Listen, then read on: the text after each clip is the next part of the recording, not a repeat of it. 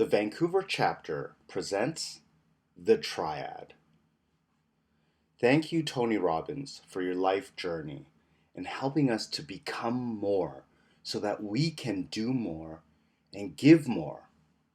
Thank you to the Vancouver chapter community. You believed in us to take time out of your day and see firsthand what we had to offer. Why are we doing this? To improve the lives of others and selfishly to stay accountable to ourselves through the proximity of all of you. It's interesting to see how you improve your awareness by sharing with others, which keeps us accountable to ourselves. So in putting these events on, we'd like for you all to gain something more than just attending and unleash the power within, or a date with destiny, or a business mastery. Knowledge is potential power, so it is action which is the real power, and in these events, we will practice and master the skills which we have learned in these amazing seminars and stay in proximity with those who want to live life at the highest level. If you like that, say yes. Last time we met up, we discussed self-awareness and recognizing within yourself when you are not in the right state. We shared about above and below the line situations. We identified in our own lives what are moments that we're not ourselves and when does that happen for us. We shared with a partner about what we have done and how we can change. Now, if you're not with us, we have a short video which will help you understand our last session, self-awareness. Location, location, location. Brought to you by the Conscious Leadership Group. Find them on the web at www.conscious.is. Animation by Graham Franks, www.grahamfranks.com. One question that conscious leaders ask themselves over and over is, where am I? To support leaders in locating themselves as they ask the question, where am I? We offer this tool, a line, a simple black line. At any moment, all leaders and all people are either above the line or below the line. Our location describes how we're being with what is occurring in our life right now. If we're above the line, we are open, curious, and committed to learning. If we are below the line, we are closed, defensive, and committed to being right. Stop right now and simply ask yourself, where am I? In this now moment, am I above the line or below the line? Typically, when people are below the line, they believe certain things about the world. For example, they believe there is not enough. It could be that there's not enough money, or time, or space, or energy, or love. People below the line also believe that their story about the situation is right. People below the line also believe that there is a threat out there. Something or someone is threatening their desire for approval, control, or security. And people below the line see the situation as serious. The deeper below the line they are, the more serious things look. People below the line tend to behave certain ways as well. They tend to cling to an opinion, find fault and blame, gossip, explain, rationalize and justify, get overwhelmed, and avoid conflict or pursue conflict for the sake of winning. When people are above the line, they believe that learning and growing are more important than being right. They believe that all people and circumstances are their allies, here for their growth. They believe that from a distance, almost everything is funny. People above the line live in curiosity, listen deeply, speak unarguably, question all their beliefs, and live a life of play. Now, knowing what you know about being above or below the line, where are you? One thing to know as you consider this question. We are hardwired to go below the line. Literally, our brain is programmed to perceive threat, and when it does, a chemical cocktail courses through our veins, and we go below the line. This reaction was designed to help us survive in the presence of a real threat to our physical survival. An issue for modern-day leaders is that often our brains can't tell the difference between a threat to our physical survival and a threat to our ego or identity. We react and get defensive when we experience a threat to our ego. So in many ways, being below the line is natural and normal. But when we are below the line, we're not in a state, literally brain state, of high creativity, collaboration, innovation, and relational connection. We're simply trying to survive. Leaders today can't thrive if they're in survival mode. So the first activity of conscious leadership is location, location, location. In this now moment, where am I? Telling ourselves and others the truth about our current location begins the great conversation.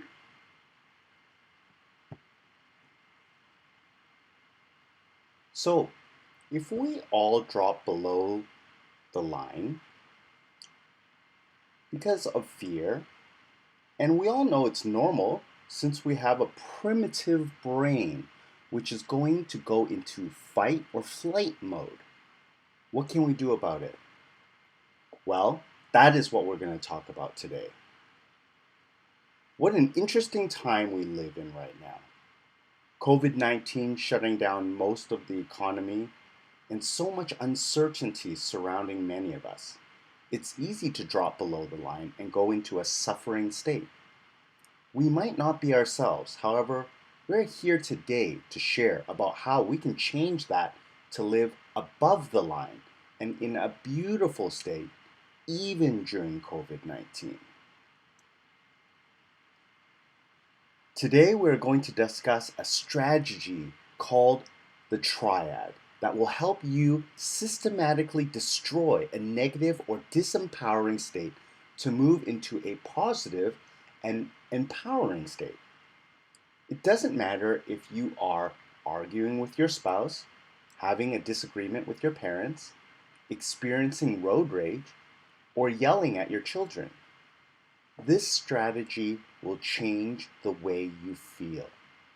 Now, if you are learning this strategy for the first time, or you already know this strategy, the truth is that we can all practice and become better at this skill because we know that as humans, we will all naturally go below the line, or as Tony calls it, live in a suffering state. Now, the first pillar and first step to changing physiology, changing your state, is physiology.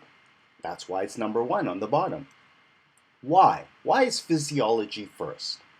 Well, even if you are suffering in the moment and find it's difficult to change the thoughts that you are focusing on, and focus equals feelings, so we must change the pattern in how we use our body. You might have heard someone say to you when you get angry, just breathe. That's changing your physiology. Or, I need to go for a walk. That's changing your physiology. This is not a lecture where I talk from my soapbox and everybody listens. No, this is a workshop with like-minded people who are looking to grow themselves to become more so that they can give more. Because we're all here on this earth to give beyond ourselves. So the first thing I want you to do is write the answers to the following questions in a notebook. If you don't have a notebook, go get something to write on. Whatever it is, I want you to record your answers on some form so you can go back and review it.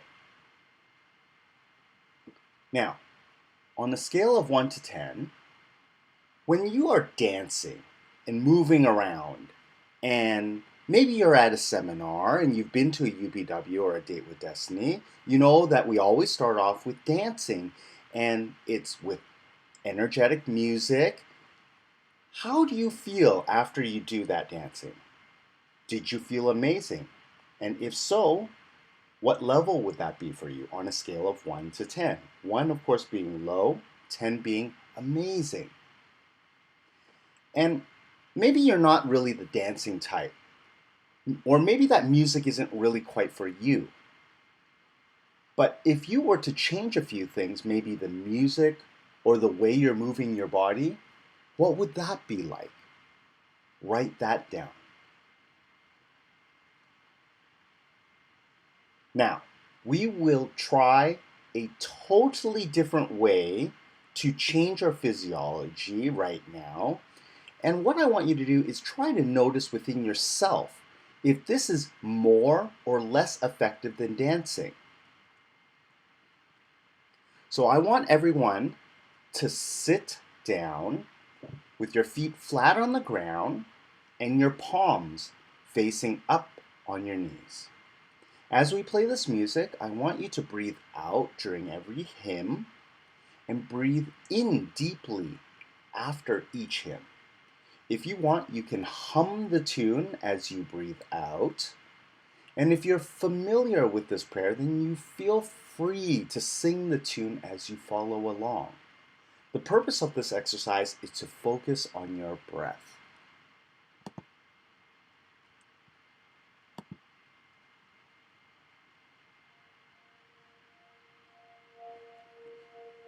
So everybody get ready.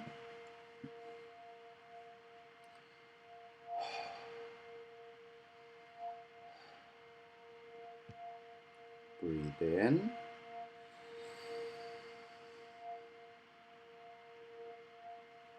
Breathe out.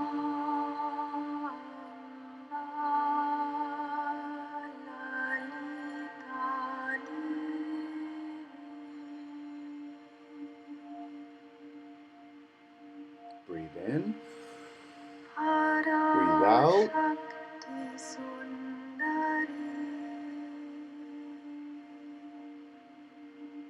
Breathe in. Breathe out.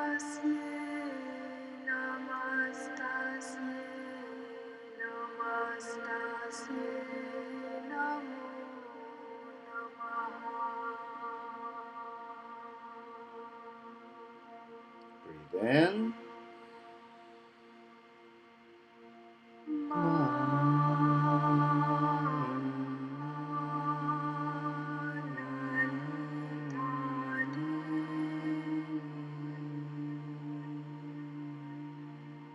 Breathe in.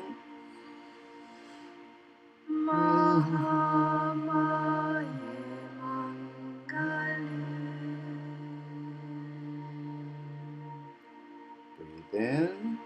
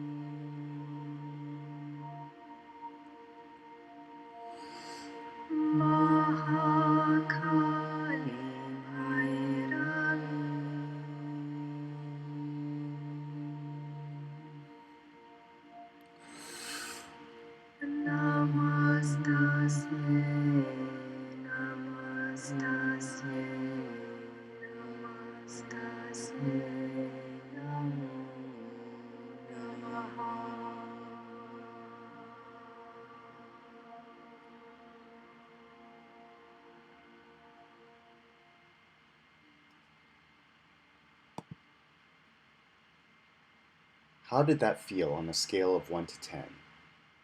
Was it better or worse than dancing for you? Write it down.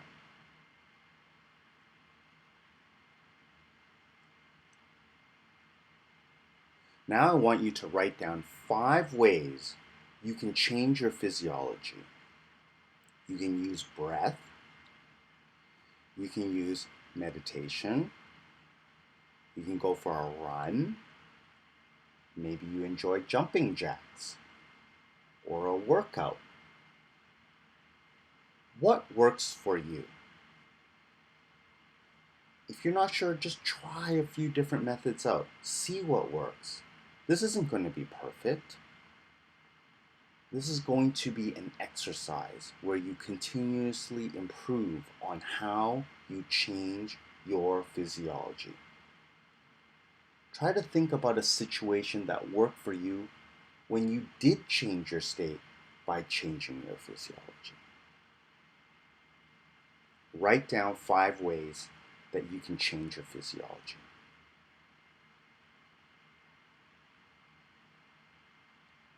Okay, number 2, focus equals feeling.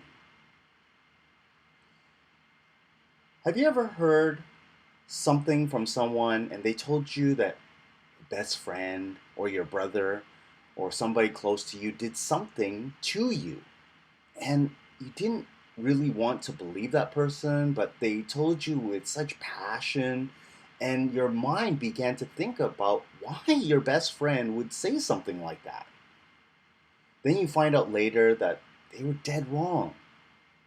Or maybe you've had an experience where someone was sharing something that happened to your mother or father or friend, like a car accident or maybe a health condition, that you started feeling anxiety instantly in that moment.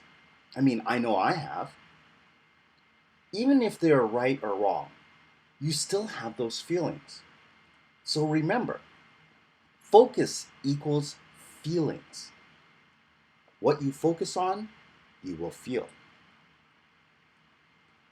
Warren Buffett and Bill Gates have been friends for nearly 30 years, meeting for the first time back in 1991.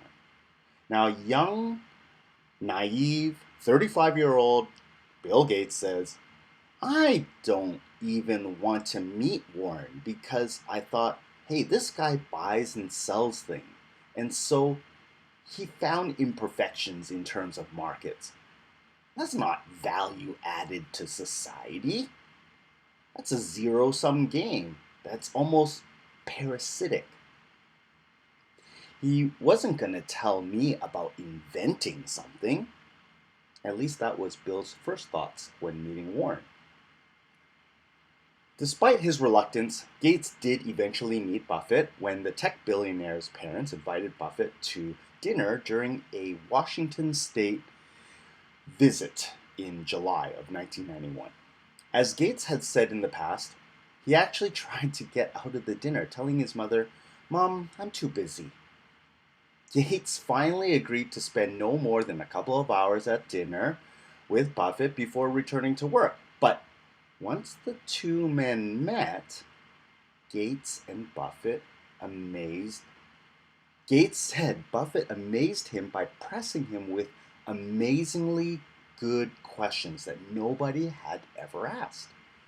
That meeting sparked what has now been a nearly 3-decade friendship between two billionaires. Gates, who, was the second wealthiest person, and Buffett, who was the fourth wealthiest person in the world. So two of the top 4 people who became friends together. And of course, now we know that Buffett has donated billions of dollars to the Bill and Melinda Gates Foundation, which is heavily involved with solving the world's most challenging health problems.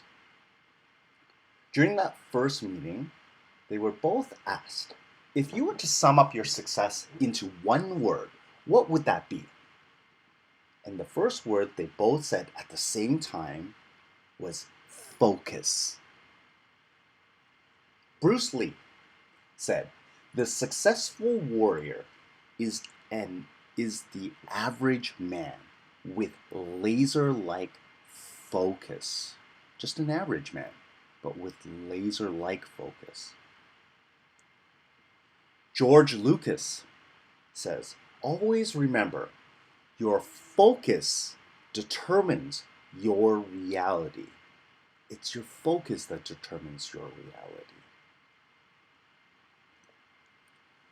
Dwayne "The Rock" Johnson.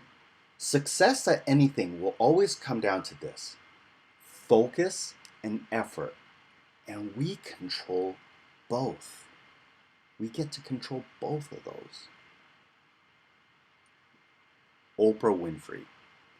The more thankful I became, the more my bounty increased. That's because, for sure, what you focus on expands. When you focus on the goodness in life, you create more of it.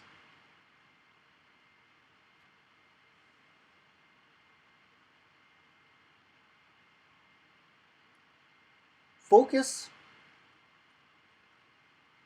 on below the line. What we do when we focus is a pattern that we habitually do.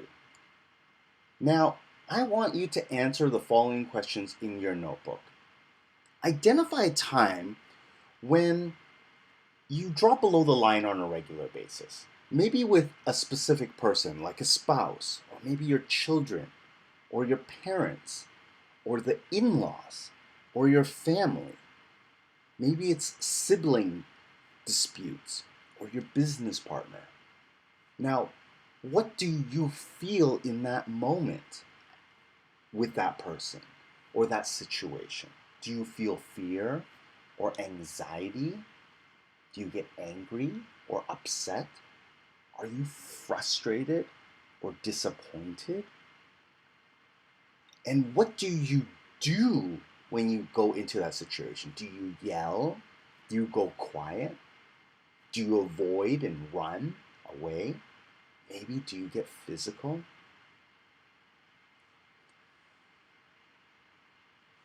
Write down that situation. Pause the video if you need to, but write down that situation. Think about the moment when you go below the line. It's very important for us to identify this because there's going to be 3 questions that we ask right afterwards that are going to help you understand how you are focusing on these things and why you might be dropping below the line. And I know for everybody that you are asking these 3 questions all the time in all situations. Some of the times when you're above the line, they are great ways of identifying how you're going through these situations. But we want to identify how you're focusing on below the line situations. And the 3 questions that you are focusing on are, what do you focus on more? When you're in that situation below the line, do you focus more on what you have or what is missing? What you have or what is missing? When you are below the line, do you focus on what you can't control or what you can control? Is it what somebody else is doing to you, or is it what you can do about the situation? And ultimately, when you're going through this below the line situation, ask yourself, what does this mean? Does it mean that that person doesn't care about you? Does it mean that this situation always happens to you? Does it mean that you always have this person react in a certain way, or it's always this way with this type of situation or person? What does it mean when you drop below the line in your most difficult situations?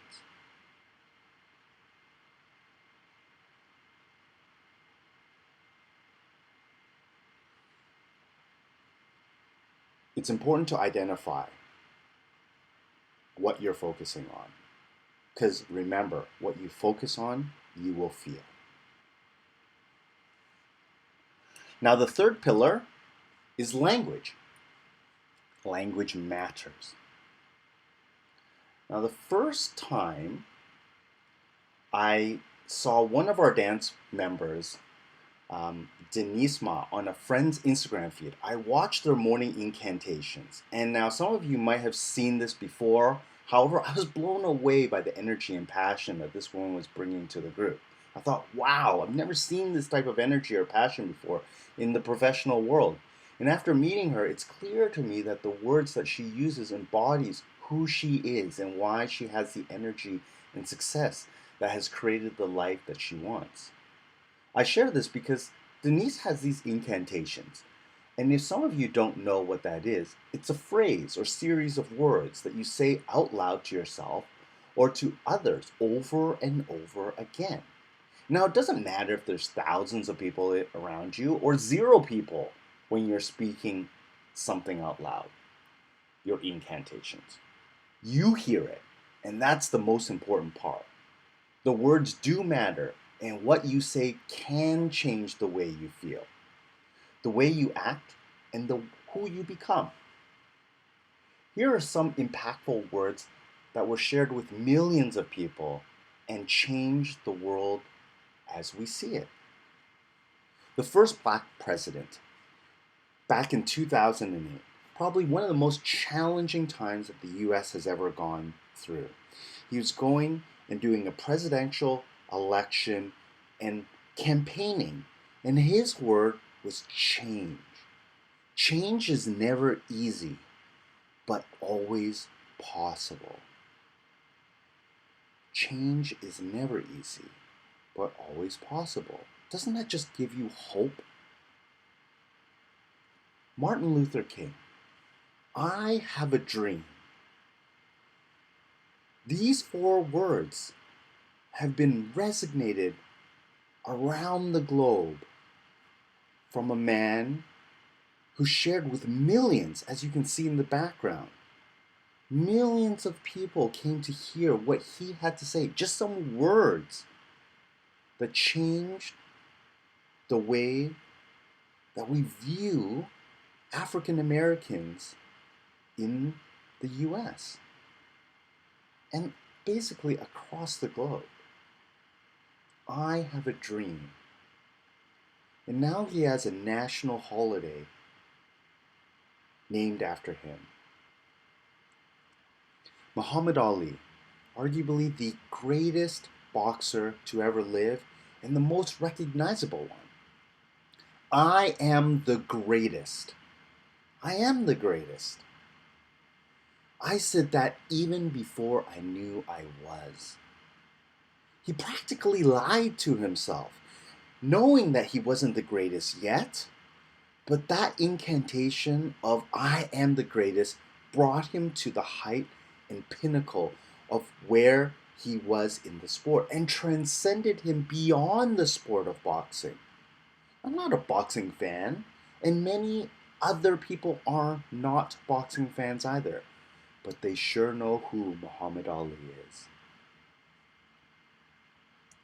Joel Osteen. Now, he's a pastor, and he believes in God. Now, I'm not religious, and I by no means saying that you need to be religious either. But these 2 words, I am, should not be underestimated. Whatever follows I am will always come looking for you. I am smart. I am beautiful. I am strong. I am capable. I am blessed. I am deserving. I am the best. I am happy. I encourage you to use these 2 simple words in your daily routine and ritual. Me and my wife Sharon, we practice this on a daily basis. At the end of every priming session in the morning, we will share with each other, I am happy. I am persistent. I am patient. Whatever it is that you need to be or need to become for that day. Maybe it's a big presentation that you have. I am confident. Maybe you need to be very strong that day because you have a race. I am strong. Maybe you've just had a difficult conversation or argument or debate with your wife or spouse or that person that you really love. I am patient. Whatever it is, use these 2 words, I am, to impact the way that you feel and ultimately who you want to become. Now, words do matter. However, only 7% of communication is in words. Now, you might be saying, what are you talking about? 7% of communication is in words only? Come on. All of these words I can read and understand. Well, let me explain to you. You need to be very aware of your tone and your inflections or the volume in which you speak. like how loud you speak. Maybe you're a loud talker, or maybe you're a soft talker. And maybe you need to increase the volume in which you speak. How fast do you talk? Or how slow do you talk? Are you a fast talker and whatever follows you, I am and always will come looking for you? Or are you a slow talker and you're methodical and organized and thoughtful about every word you say? This all matters. And it's not that there's one way or another, it's that the inflections, the tone, the volume, the speed all make a difference. And whatever impacts you the most, measure it on a scale of 1 to 10. Notice within yourself where you get the most impact. Where do you get the most juice and energy? Now, in your notebooks, I want you to write down 5 I ams that give you energy, and then write down how you're going to say those. What are the words that you're going to use? How's the tone going to be like? What are the inflections you're going to have? What's the volume you're going to speak at? Is it loud or soft? Is it the speed in which you're going to speak at this? Is it quick or is it slow? How are you going to speak it? And then, of course, what you do with your body really matters. Okay, standing tall as you say this. Physiology, remember, it's first. It really matters. Pause it if you haven't finished, okay? Write down 5 I ams that will give you the power to become something more. After you've written down 5 I ams, I want you to write down a phrase or two of who you would like to become. Would you like to become more of a dancer or a singer or athletic or healthy? Who would you like to become more like? Maybe there's a mentor, or maybe there's someone you look up to that you would like to become more like. Write down a phrase or two of who you would like to become, or what you would like to do, or what you would like to share, or what you would like to experience. Write down those phrases. Give yourself the energy and the power to write those down. It's very important. Maybe it's who do you love? Okay? Maybe it's what do you want to have? Or what you would like to be. The power of words is very important.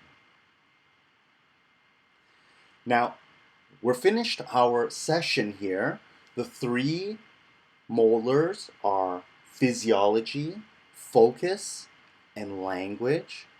Now, I want you to be able to find somebody to share this with.